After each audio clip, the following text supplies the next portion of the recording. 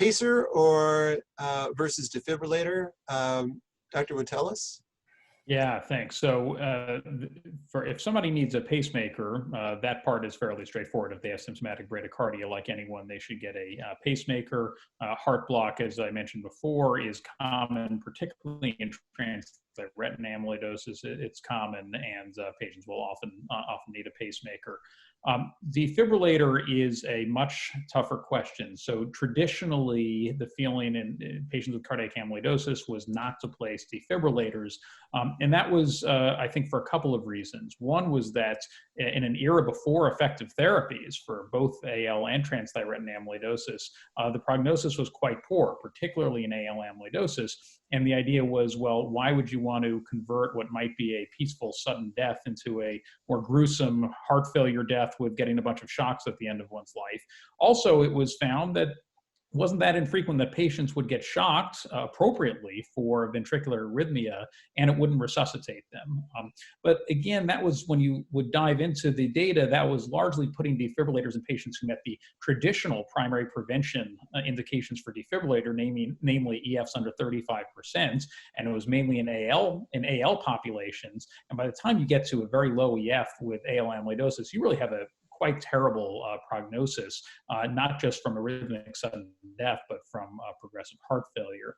So I think we and others then have looked at, well, if you do it a little more thoughtfully in terms of who you're putting the defibrillators in and not waiting till meeting EFs below 35%, but pick a population who has a reasonable life expectancy, at the very least a minimum of a year, but hopefully more than that.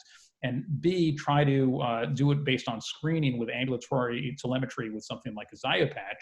And if they do have a significant burden of ventricular tachycardia on that, we will typically offer defibrillators. We've clearly seen higher rates of need for appropriate shocks in AL patients than transthyretin, so we're much more likely to recommend for AL patients than TTR patients, and then you want to time it with their chemotherapy that they're going to get.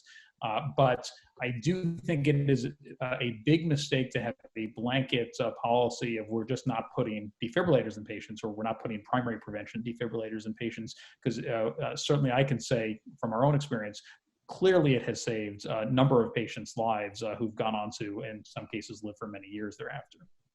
If you guys, just one thought, John, before we move on, if there is a need for AV junction ablation in these patients, have you moved to single chamber pacing, or do you think biventricular pacing is a better option for these patients? I personally, we really try to avoid RV pacing in general. And so either because of AV ablation or for compartment block. Again, they won't necessarily meet the classic indications for CRT, but you're talking about people with such impaired stroke volume, so with ventricles with great deal of diastolic dysfunction, that to add in the synchrony of RV pacing, I think is a mistake. As ventricular assist devices? Yeah, so we've had some experience with putting in ventricular assist devices in patients with cardiac amyloidosis. We put in 6 continuous flow, the newer generation continuous flow left ventricular assist devices since, and probably in the last 10 years, with 2 of them being AL cardiac amyloidosis who were not transplant candidates. One was a lady in her 50s who had basically balloon pump dependent. There's a cohort of these AL patients that can go into cardiogenic shock from diffuse intramural coronary deposition, and actually their ventricles tend to not be small. They can be even normal to mildly dilated. And this particular patient was bailed out with a left ventricular assist device and actually lived 4 years, was receiving chemotherapy and lived 4 years. The first 3 years being quite good, and then the last year having recurrent infections and complications.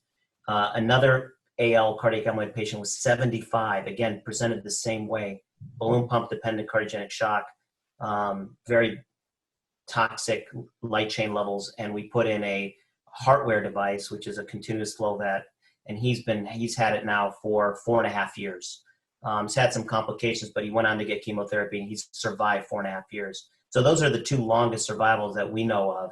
And as far as TTR, we put them in 2 wild types and in 2 patients with the V122I mutation. And 2 of those were bridged to transplant, which they were successfully bridged to transplant, and the other 2 died at varying intervals. The 12-month survival was 100%. So I think it's feasible.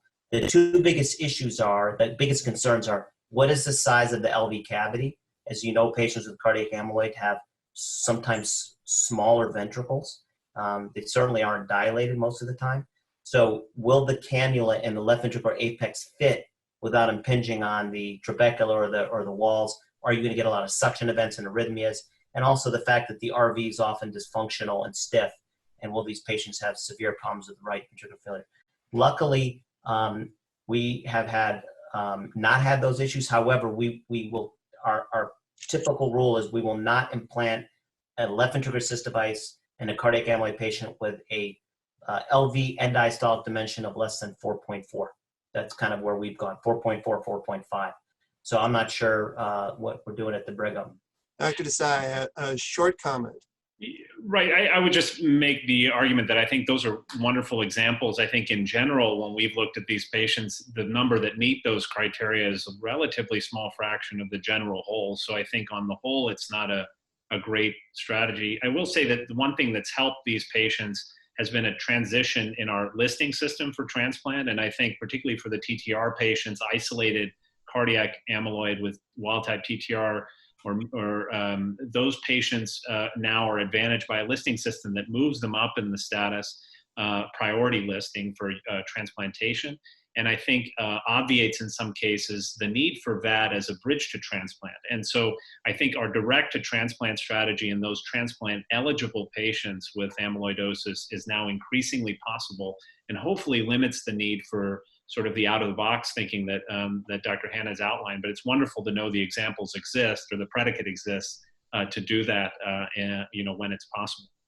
And I wanted to say, I need to make sure I emphasize that they are out of the box examples. I completely agree that this is not a strategy we should be routinely employing.